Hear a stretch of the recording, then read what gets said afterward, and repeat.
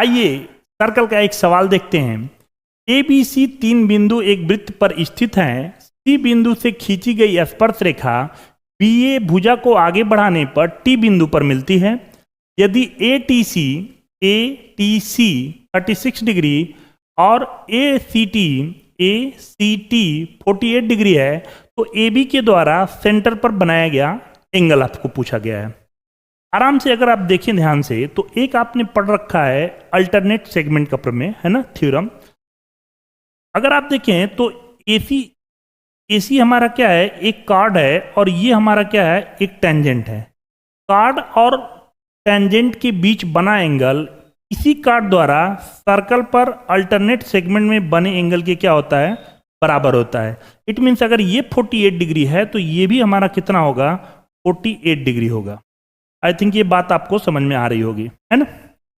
दूसरी चीज, अगर इस ट्रायंगल की बात करें, आप इस ट्रायंगल की बात करें, इस ट्रायंगल की, इसमें ए टी सी में, तो आपने एक एक्सटर्नल एंगल प्रॉपर्टी पढ़ रखी है।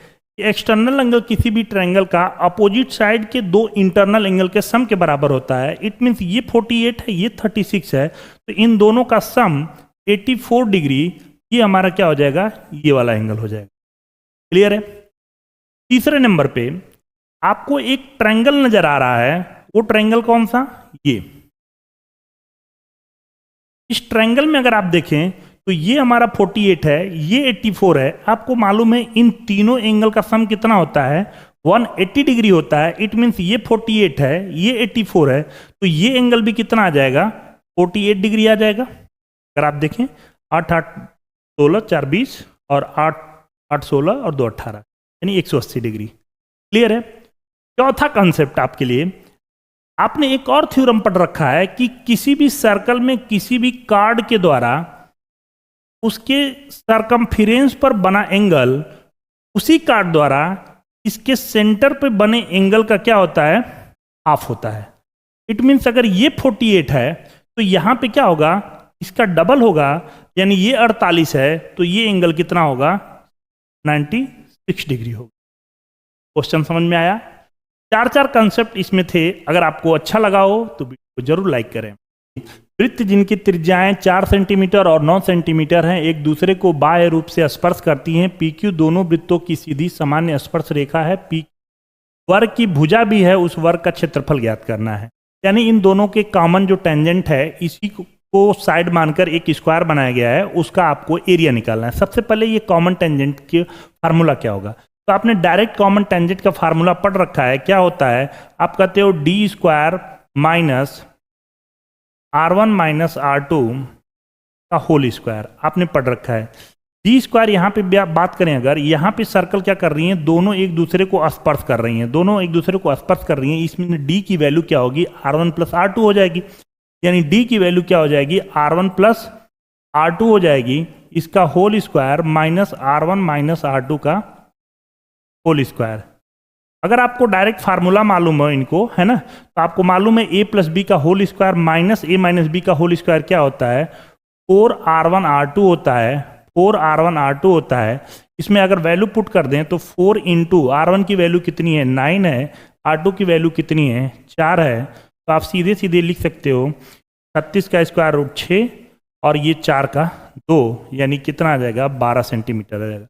12 सेंटीमीटर क्या आया है, आपका कॉमन टेंजेंट आया है ना। आपसे कह रहा है कि इसको हमने एक अगर स्क्वायर बना दें तो इस स्क्वायर का एरिया क्या होगा। तो स्क्वायर का एरिया क्या होता है, साइड का स्क्वायर होता है, यानी कि 12 का स्क्वायर, कितना आंसर आ जाएगा, 144।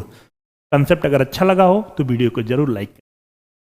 वृत्त जिनकी त्रिज्याएं 4 सेंटीमीटर और 9 सेंटीमीटर हैं एक दूसरे को बाह्य रूप से स्पर्श करती हैं। PQ दोनों वृत्तों की सीधी सामान्य स्पर्श रेखा है। P वर्ग की भुजा भी है, उस वर्ग का क्षेत्रफल ज्ञात करना है।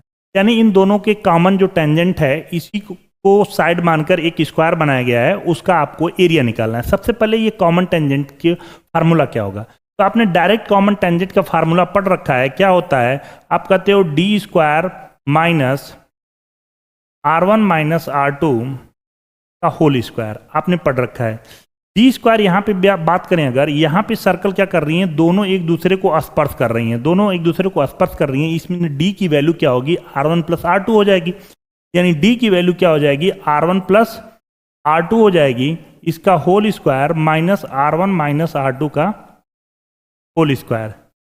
अगर आपको डायरेक्ट फार्मूला मालूम हो इनको, है ना, तो आपको मालूम है a प्लस बी का whole square minus a minus B का होल स्क्वायर क्या होता है, 4R1 R2 होता है, 4R1 R2 होता है।